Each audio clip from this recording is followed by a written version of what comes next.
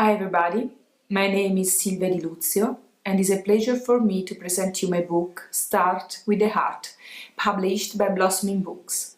You will listen to the original presentation of my book in Italian language, translated into English by someone who knows English better than I do. I hope you will enjoy it and I really hope to meet you soon in your country. Thank you. Bye.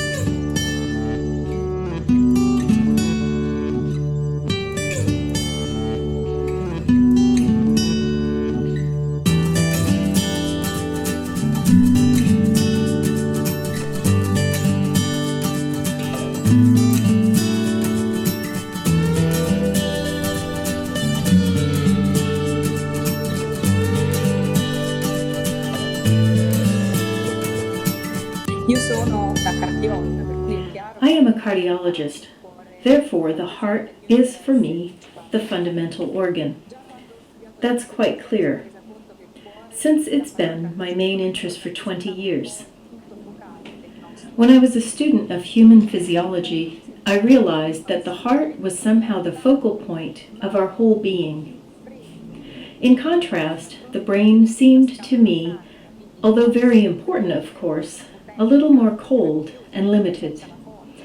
You see, the brain is contained in a box, while the heart is powerful, warm, in the center of the body, a wonderful organ that represents strength, energy, passion, and enthusiasm. I then studied this wonderful organ for years and was lucky enough to work with patients from all around Italy, often special patients with particular traits. I also worked abroad, and all these experiences made me discover characteristics and abilities of the heart that one can't find in books. That's why I wanted to share them with everybody, and that's also why my book is meant to be for everybody, not just for a medical audience. I also liked very much the idea of portraying the heart as a living being. I tried to transmit the heart's messages as if it were not only an organ, but also a counselor, an advisor, a friend for our whole being.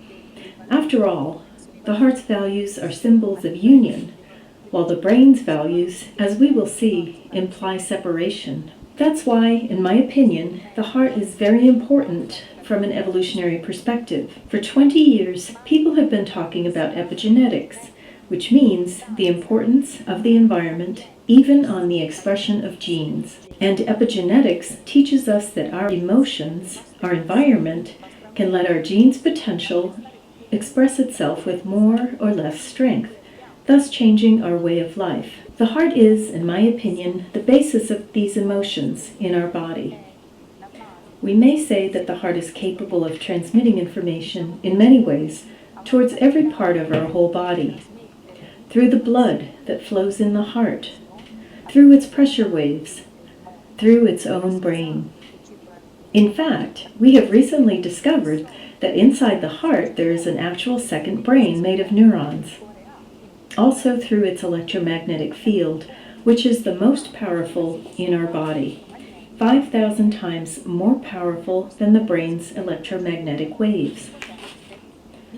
The heart is also considered, for instance by tantric symbology, as the connection point between spirit and matter. The heart chakra is the point where the upper chakras, which are mostly connected with spirit, and the lower chakras, which are mostly connected to matter, meet. Spirit permeates matter at the heart chakra, and like a switch, turns on or activates an inner light, or sun. This means that the heart represents the connection point between what is high and what is low. In my theory on the evolution of humanity, I think that in this historical moment when our minds are more rational than ever and full of the last century's scientific discoveries, recognizing the heart's values, cooperation, love, and common good is what can make us ready for evolution, making us feel like one family, one living being.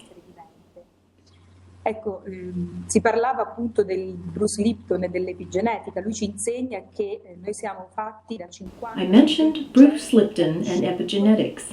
Bruce Lipton teaches us that we are made of 50 trillion cells that choose to live together to create one body. This, in my opinion, makes our body a highly evolved society. If we could take inspiration from our body's functioning and physiology, we could create a very evolved society where even the smallest element, let's say a hair follicle, has its own specialized role, and no other cell type could play this role. We know that even an ingrown hair can hurt us, no matter how insignificant a single hair may seem in a body. Un qualcosa di poco importante. Nessuna cellula in un organismo In a sano healthy si body, arrabbia no cell gets angry or wants to accomplish another cell's task. Every cell wants to do its own job because it knows how important it is for the whole body's well-being.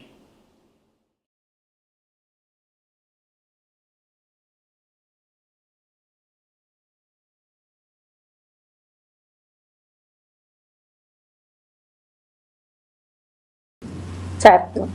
Allora, diciamo che le ultime ricerche nell'ambito della Sure. biologia e della The latest research in the fields of biology and medicine shows that the old pyramid model, the brain on the top controlling all the organs, is completely outmoded. They discovered that we are all made of biological oscillatory systems that continuously and ceaselessly communicate with each other. Therefore, there is no boss to command over the other subjects, but only biological systems that are tuned and synchronized to each other by an orchestra leader, which is the heart. Thanks to the studies on heart rate variability, which is the way our heart changes its pulse minute by minute, we can check whether our body is in a period of balance.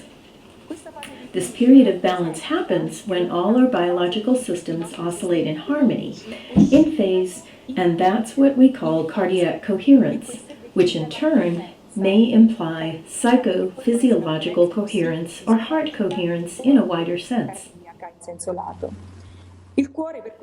Therefore, we can see why the heart plays a central role in the body through its balance, more specifically, through the balance between the parasympathetic and sympathetic nervous systems, the two systems connected to our sleep-wake rhythms, and through the analysis of the heart rate variability, we can understand whether we are in a state of low, medium, or high coherence. When we reach a state of high coherence, we are in the zone. For instance, this is when an athlete achieves a personal best, or a genius creates his masterpiece. In this moment, all our cells are co-working in synchrony, and our creativity reaches its peak.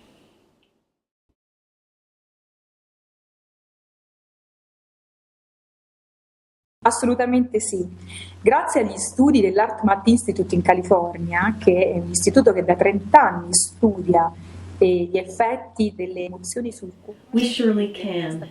Thanks to studies made by the HeartMath Institute of California, which has been studying for 30 years the effects of emotions on the heart stability and vice versa, we know that we can use very simple exercises and affect and regain our state of coherence. I am lucky enough to use these exercises with my patients, and I can testify to their effectiveness. The HeartMath Institute has also developed a software which confirms how we can gain this coherence simply by focusing on positive emotions, mainly gratitude and pleasure, the healthiest emotions for our body. Appunto si può vedere attraverso questo software come semplicemente This passare. software allows you to see how you can shift from anxiety to these emotions, easily entering the zone.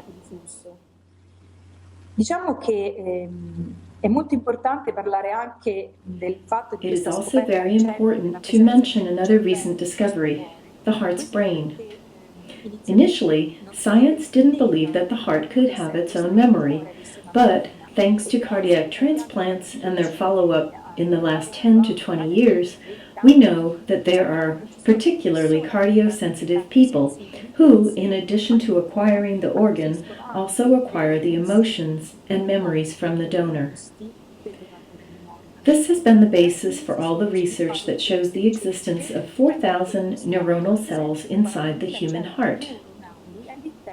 Additionally, they discovered a way, probably the ventral vagal way, that connects the heart to the brain.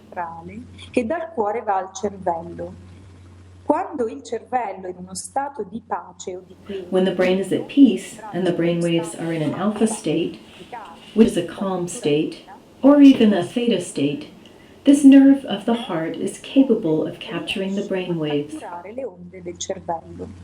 La vera coerenza completa è quella True and complete coherence happens when the two hemispheres are in phase, which means that there is synchrony between the right and left hemispheres. riesce l'emisfero destro e sinistro a essere in fase anche con il nostro cuore. The heart can enter the coherent state too, Il nostro cervello but this can only happen when our brain is at peace.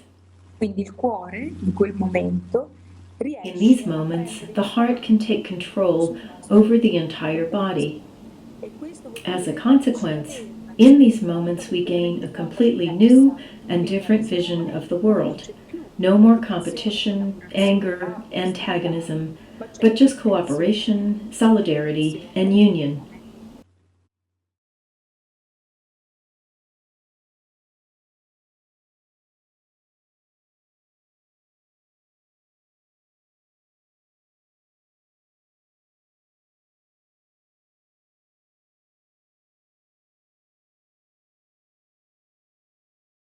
Sì, diciamo che nella mia pratica clinica, ormai appunto di 20 anni, ho realizzato che Yes. la nostra medicina During my convenzionale career, which is 20 years long now, I realized that our conventional medicine has great merits, but has limits too. For instance, it considers the human being a machine that one can analyze in every detail, but it seems unwilling to see the bigger picture. Our being in its entirety, which means body, but also spirit. La fisica, diciamo che è la scienza che maggiormente va Physics, the science that is currently making the greatest progress, shows us, through its branch quantum physics, that our emotions and thoughts are vibrations, and therefore they strongly affect the functioning of our body. importante nel funzionamento del nostro corpo. Medicine has been left a little behind in comparison, both in development and in the clinical practice. Therefore, it is mainly thanks to my patients that I understood, during these years, the importance of emotions, of love and fear, and how they can affect our healing. Ma soprattutto nella mia interiorità, Illness often tries to trigger a reaction, a response in the patient, and the result is not always negative. I saw people feeling reborn after a heart attack. So, a new approach is actually happening, and it is greatly needed. The doctor isn't the man behind the desk anymore, but the one who sits beside the patient and becomes his counselor.